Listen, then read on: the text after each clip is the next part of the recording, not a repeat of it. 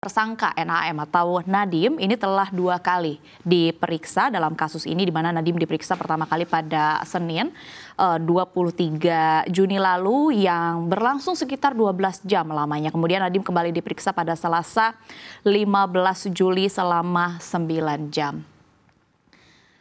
Dan sebelum kita membahas berkaitan dengan beras, mungkin ini menarik juga begitu ya, untuk kita komentari terlebih dahulu berkaitan dengan kasus dugaan korupsi pengadaan laptop yang sebenarnya periodenya sudah lewat tapi pada saat ini sedang berjalan. Mungkin perspektifnya dari redaksi Bang Iqbal seperti apa? Ya tentunya ketika kejaksaan sudah menetapkan seseorang sebagai tersangka ya pasti alat buktinya sudah cukup ya. Bahkan waktu itu kan juga di pemeriksaan terakhir di bulan Juli, seingat saya tuh ada pertanyaan juga dari teman-teman media, kenapa waktu itu NAM ini belum ditetapkan sebagai tersangka, dan jawaban dari kejaksaan adalah ya memang belum ditemukan alat bukti gitu ya.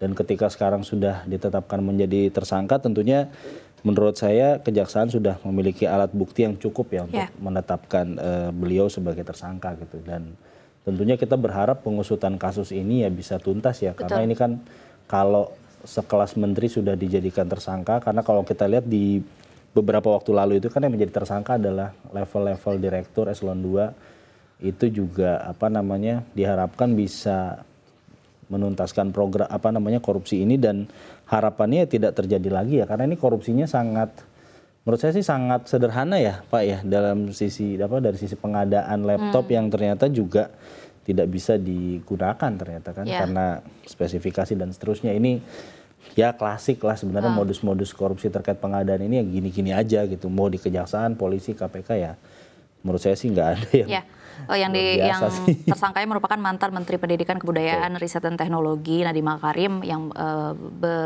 menjabat pada tahun 2019 hingga tahun 2024. Nah, mungkin Kang Hendra mau menanggapi berkaitan dengan yang mungkin menjadi tanda tanya adalah, sebelum kita bahas berkaitan dengan beras ya, menariknya Nadiem ini kan cukup kooperatif ya, bahwa dia sudah hadir ke pemeriksaan 2 kali begitu, bahkan pemeriksaannya lebih dari 10 jam, ada yang kedua kalinya 9 jam.